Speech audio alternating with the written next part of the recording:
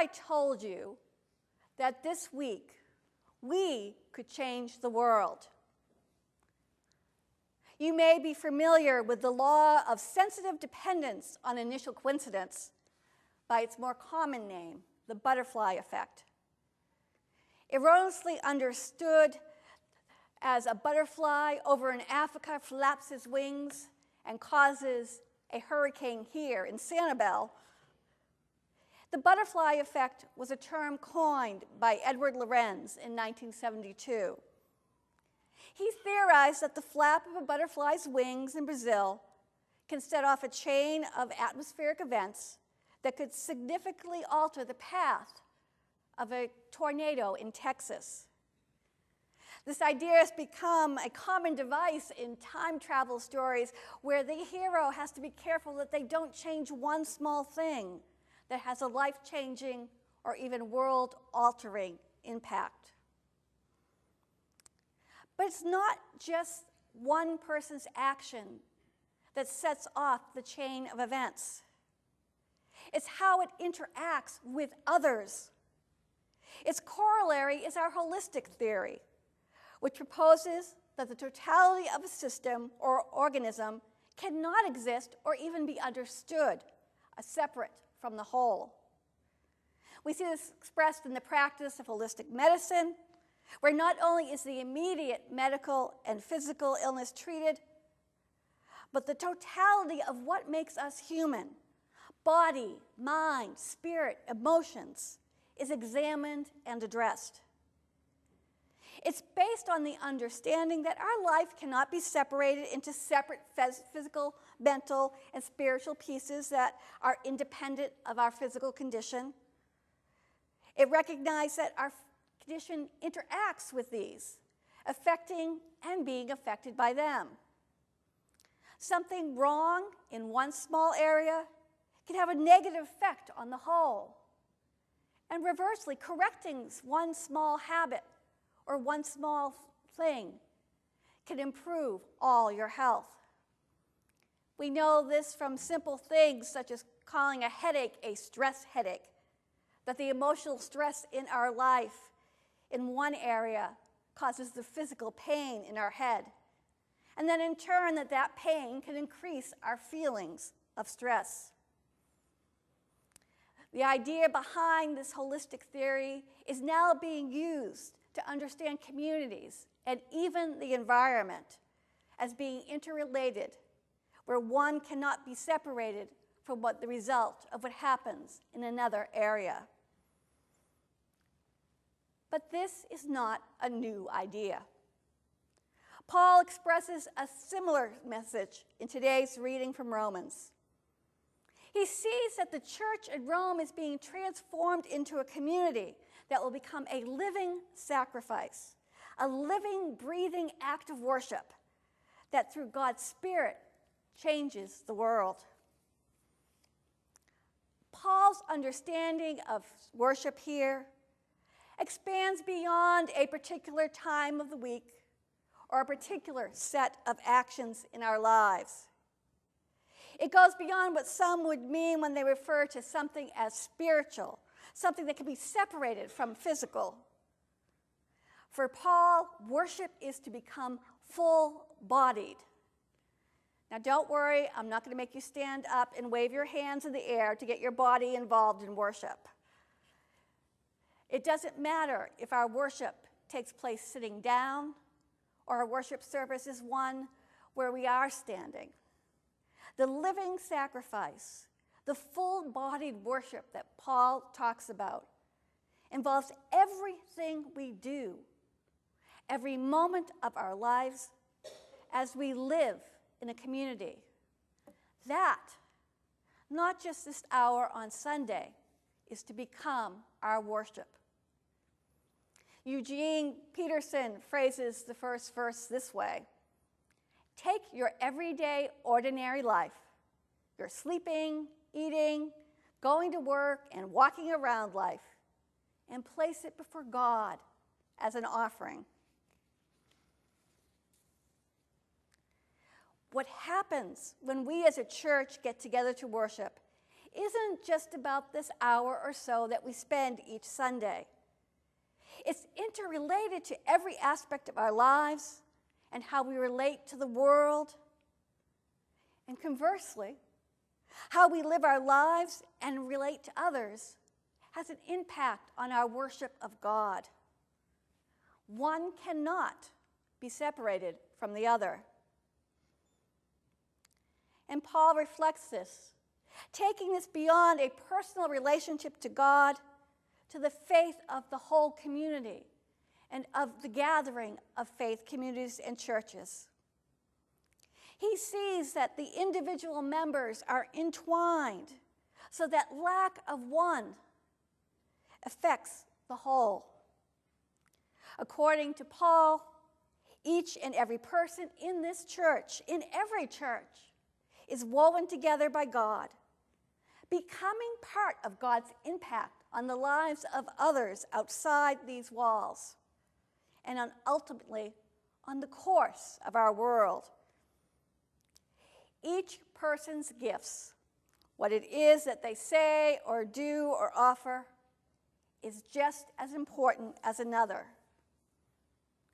Even those acts of love or service that we think are insignificant or that we brush off as being, oh, it was nothing, become a piece of this whole of God at work. Each act of love and service interacts with God's divine actions in ways we could see and in ways we may never understand. But they all change the world. Our actions, our ability to not be conformed to the world and to the way things work, but instead to reflect God's love and justice, results from the changes that God puts and transforms through us. For in the end, it isn't about one person's responsibility to fix or save the world. It isn't even your responsibility to change one particular person. That's God's.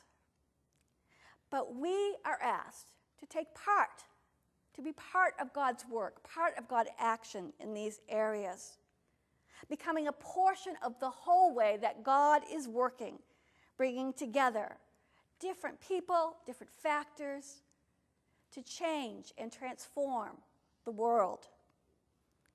We can't just sit back and hope that time will change things.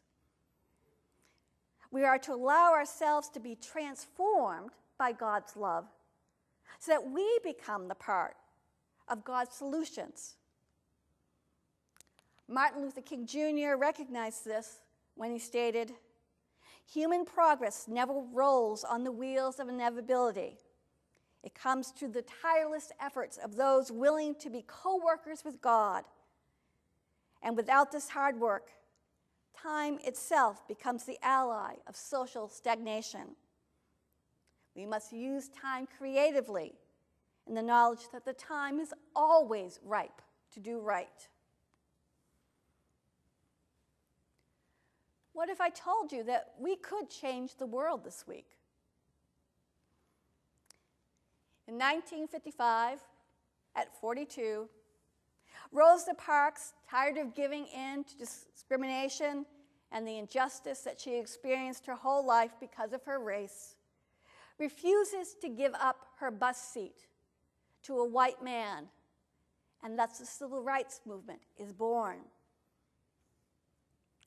Or was it born because it interacted with the happenstance of the new young minister, Dr. Reverend Martin Luther King Jr., having just come to town, being elected president of the Montgomery Improvement Association, formed to oversee her court case and the bus strikes? Or was the catalyst Rosa's refusal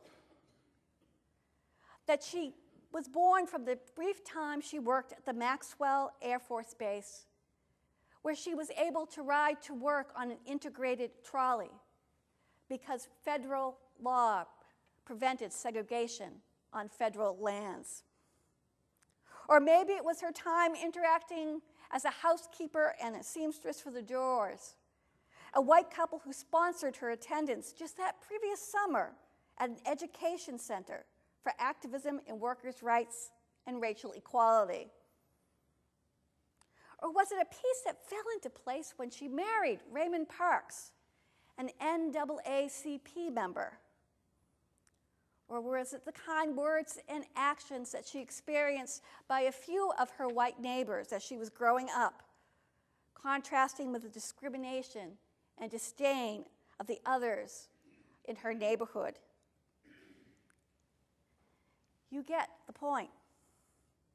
Somehow, all these events, big and small, combine with each other and with God's desire for justice and grace to form the civil rights movement. It's doubtful that many of these actions were done with the thought that they would become part of a movement that led to the end of legalized segregation and the Jim Crow laws. Yet they combine with other factors in her life and the actions of others to accomplish that end.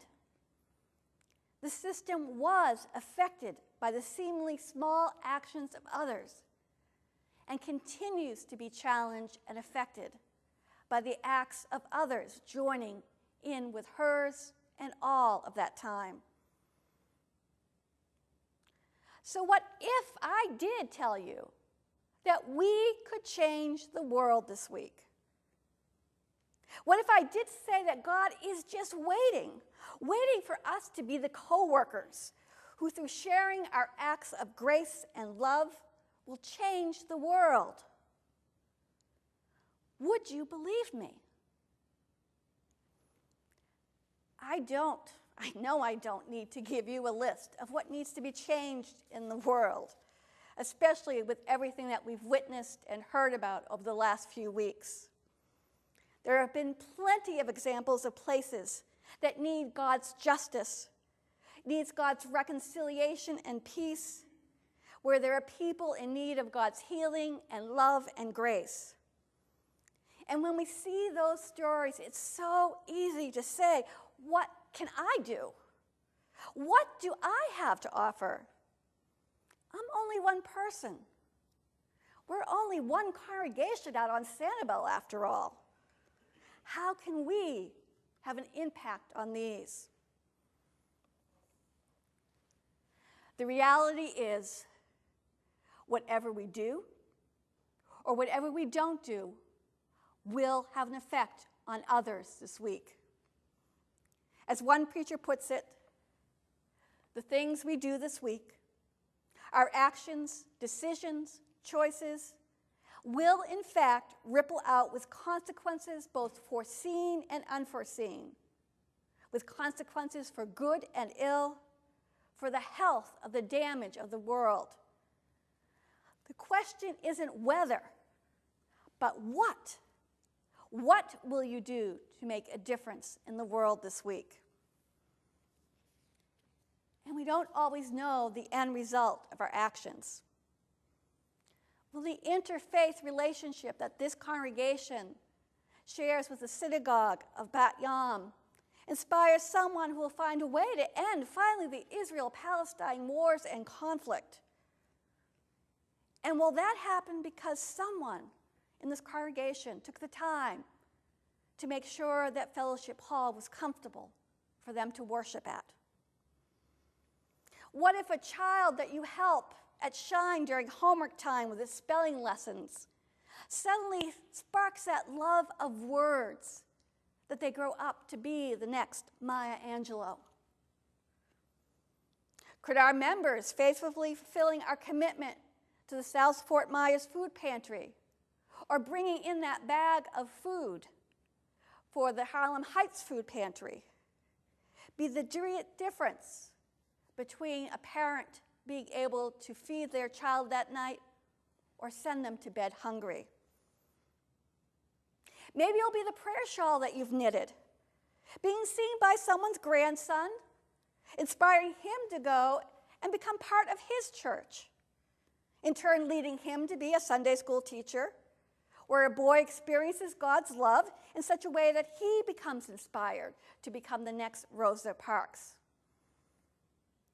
And yes, as an usher, will that smile and help that you offer be the part of someone's day that is the turning point for them, the tipping point, making the difference between bringing them back from despair to hope, so that on the way home they smile at the grocery clerk and see her as a person and not just a means to an end.